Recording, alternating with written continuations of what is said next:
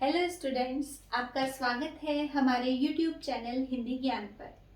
जैसा कि हमने अपने पिछली क्लास में क्लास 10 चैप्टर फर्स्ट सूरदास का प्रथम पद पढ़ा था।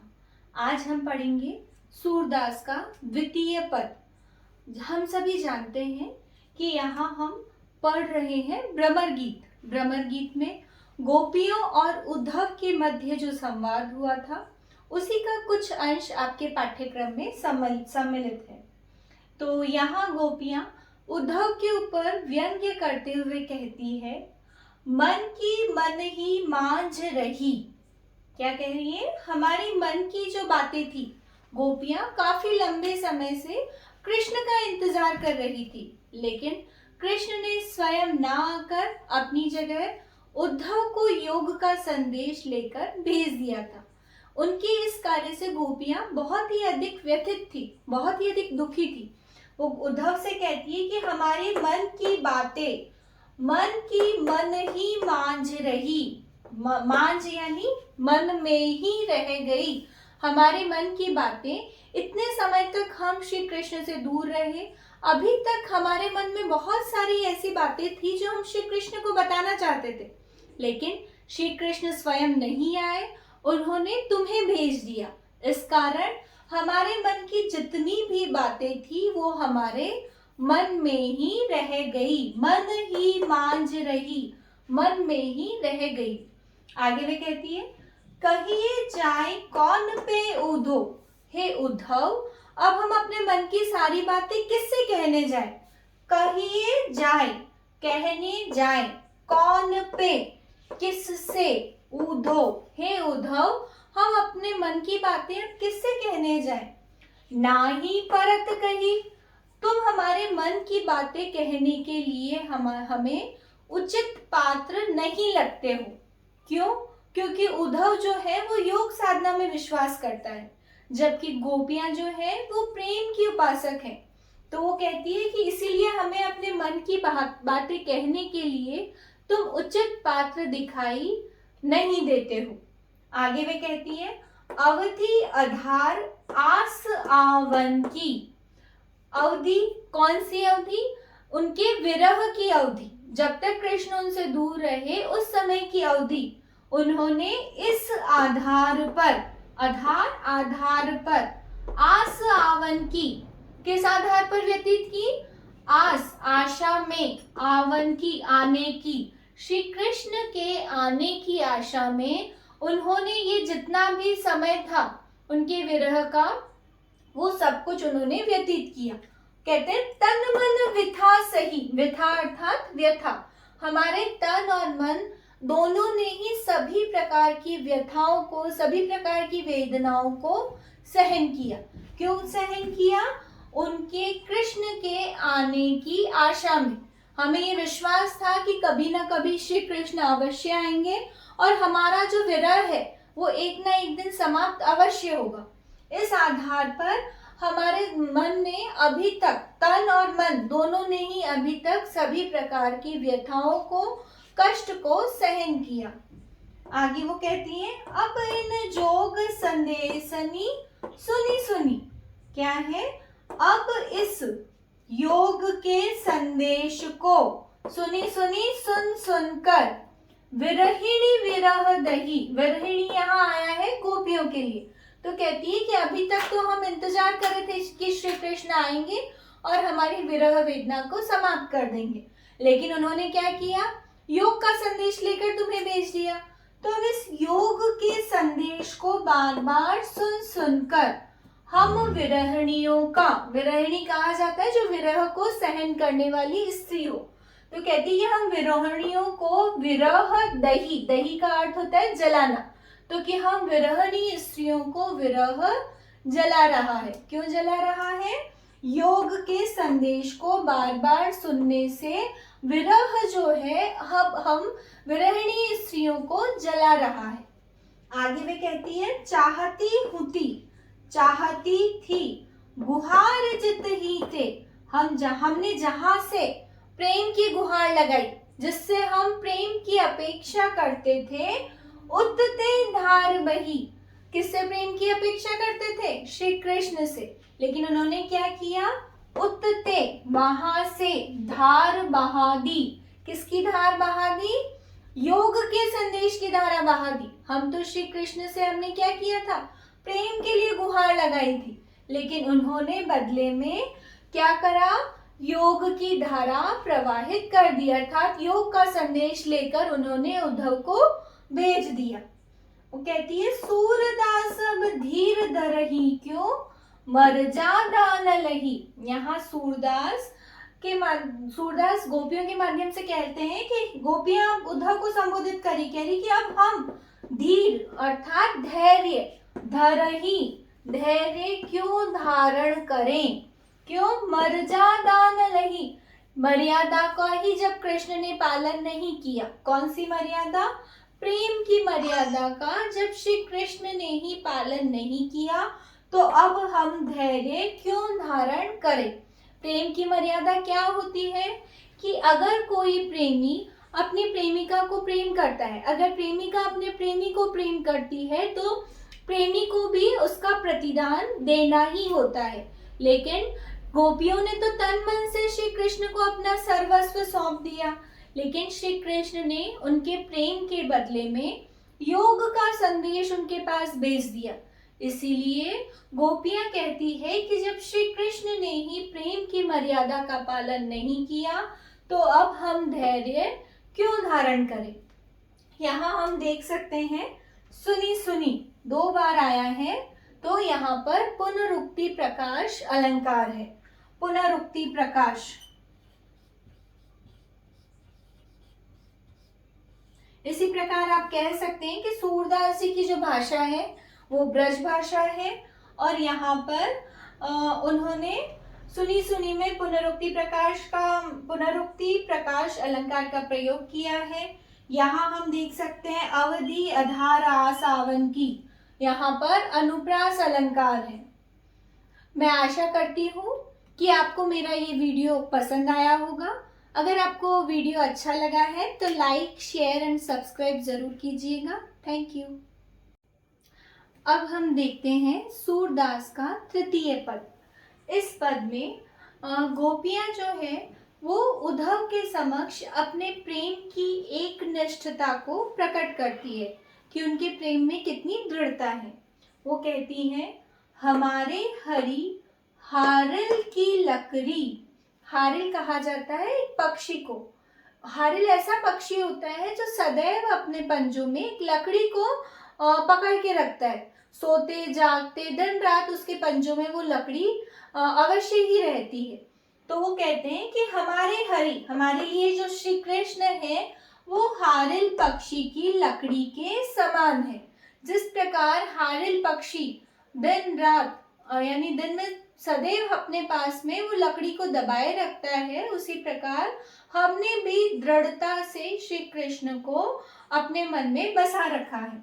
वो कहती है, मन क्रम वचन नंद नंदन और मन क्रम और वचन, मन से, कर्म से और वचन से हमने नंद नंदन, नंद के नंदन, नंद के पुत्र श्री कृष्ण को और अर्थात हृदय में। इसीलिए वो कह रही है कि हमने अपने मन, कर्म और वचन से श्री कृष्ण को अपने हृदय में यह दृढ़ करी पकड़ी। हमारे हृदय ने क्या कर रखा है? दृढ़ता के साथ श्री कृष्ण को पकड़ रखा है। जिस प्रकार हारिल पक्षी दृढ़ता से उस लकड़ी को अपने पंजे में दबाए रखता है, उसी प्रकार हमारे हृदय ने भी दृढ़ता के साथ श्री कृष्ण को अपने हृदय में बसा रखा है।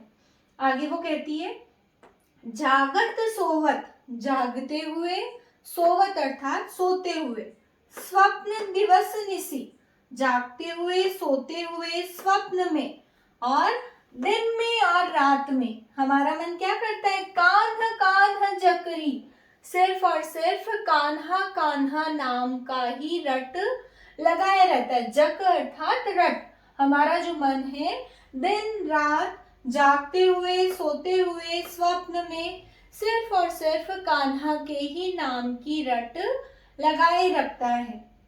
सुनत जोग लागत है ऐसो, अब ऐसी स्थिति में तुम जो हमारे को योग का संदेश दे रहे हो, तो योग को सुनकर ऐसा लगता है, सुनत जोग योग को सुनकर, लागत है ऐसो लगता है, ऐसा लगता है, जो करुई ककरी, जैसे हमने कोई करुई अर्थात कड़वी ककड़ी खा ली हो। जिस प्रकार हम कभी भी कोई कड़वी ककड़ी नहीं खा सकते, वो हमारे मन को नहीं भाती है, उसी प्रकार योग का संदेश भी किसी भी प्रकार हमारे मन को अच्छा नहीं लग रहा है।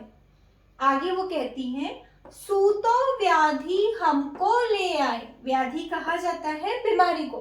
कहते हैं कि तुम तो सु अर्थात तुम तो ऐसी बीमारी हमको ले आए, हमारे लिए ले आए हो, देखी सुनी न करी, जिसे ना तो हमने कभी देखा है, ना ही सुना है और ना ही कभी किया है।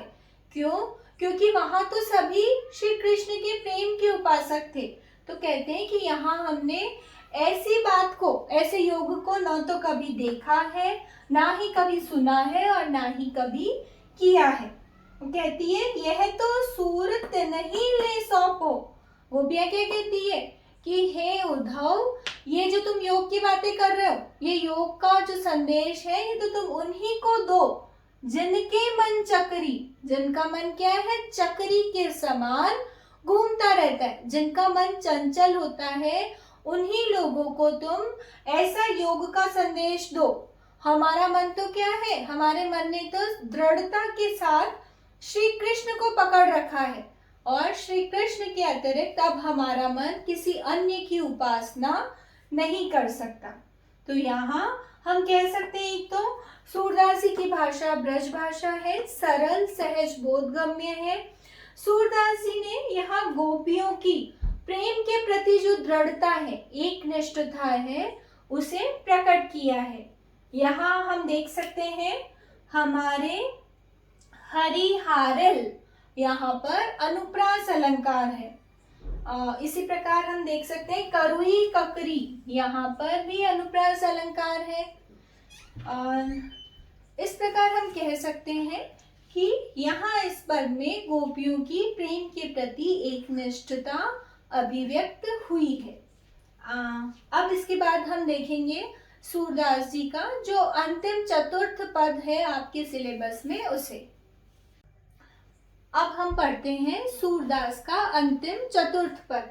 यहाँ गोपियां कहती हैं, हरि है राजनीति पढ़ी आए। हरि अर्थात श्री कृष्ण जो है, उन्होंने राजनीति का अध्ययन कर लिया है। कैसे? क्योंकि अब वो मथुरा के राजा बन गए हैं, इसीलिए अब उन्होंने राजनीति की शिक्षा ग्रहण कर ली है। राजनीति में क्या करने लगे हैं वो? अब छल कपट करने लगे हैं। कहते हैं समुझी बात कहत मधुकर के। यहाँ मधुकर, मधुकर किसे कहा जाता है? भौरे को। और भौरा किसे संबोधित करके कहा है उन्होंने उद्धव को। तो उद्धव के लिए कहती है कि समुची बात कहत मधुकर के, कि मधुकर के द्वारा, उद्धव के द्वारा श्री कृष्ण ने जो बात कही थी वो हम समझ गए हैं। समाचार सब पाए, उनके समाचार हम सभी ने प्राप्त कर लिए हैं। उन्होंने जो योग का संदेश भेजा था वो हम सभी को मिल गया है। एक अति चतुर होते पहले ही, एक तो श्री कृष्ण पहले से ही बहुत अधिक चतुर थे, अब गुरु ग्रंथ पढ़ाए, और अब मथुरा जाने के बाद उन्होंने बहुत बड़े बड़े ग्रंथों का अध्ययन कर लिया है। इससे उनकी चतुराई और भी अधिक बढ़ गई है। बढ़ी बुद्धि जानी जो उनकी, अब हम इस बात को मान गए कि उनकी बुद्धि जो है, बढ़ी बुद्धि जानी जो उनकी बुद्धि जो है वो बहुत ही अधिक बढ़ गई है।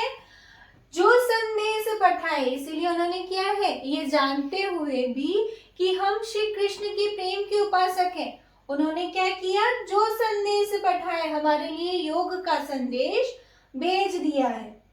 उद्धव भले लोग आगे के, वो कहती है कि पहले के लोग बहुत ही भले होते थे। क्या करते थे? परहित डोलत दाए, वो दूसरों के हित के लिए इधर से उधर घूमते रहते थे। अब अपने मन फेर पाहिए, चलत जो होते चुराए। अब हम क्या है, हम अपने मन को अब हम अपने मन को फिर पाहिए पुनः प्राप्त करना चाहते हैं। चलत चलते हुए जो हुते चुराए, उन्होंने चुरा लिया था। उन्होंने अर्थात श्री कृष्ण ने मथुरा जाते वक्त हमारे जिस मन को चुरा लिया था, अब हम उस मन को पुनः प्राप्त करना चाहते हैं। ते क्यों अनीति करे आपुन, ऐसे श्री कृष्ण वो क्यों अनीति का स्वयं, आपुन अर्थात स्वयं अनीति का आचरण क्यों कर रहे हैं। जी और अनीति छुड़ाए, जिन्होंने दूसरों के अनीतिपूर्ण आचरण को छुड़ाया है, जिन्होंने कंस के अत्याचार अन्यायपूर्ण आचरण से लोगों को मुक्त कराया है, वो स्वयं ही हमारे ऊपर अनीतिपूर्ण अन्यायपूर्ण आचरण हमारे साथ वो क्यों कर रहे हैं। राज धर्म तो यही सूर, वो कहती है कि एक राजा का धर्म तो यही होता है, जो प्रजा न जाहि सताए, जो कि प्रजा को बिल्कुल भी किसी भी प्रकार से ना सताए, दुखी ना करे। एक राजा का यही धर्म होता है कि वो प्रजा को प्रसन्न रखे, उसे किसी भी प्रकार से सताए ना, उसे दुखी ना करे। मैं आशा करती हूँ कि आपको मेरा ये वीडियो पसंद आया होगा। अगर आप इसके अतिरिक्त भी और कुछ पढ़ना चाहते हैं या फिर समझना चाहते हैं तो आप कमेंट बॉक्स में कमेंट करके अवश्य ही बताइएगा। मेरे चैनल को लाइक, शेयर एंड सब्सक्राइब ज़रूर कीजिएगा। धन्यवाद।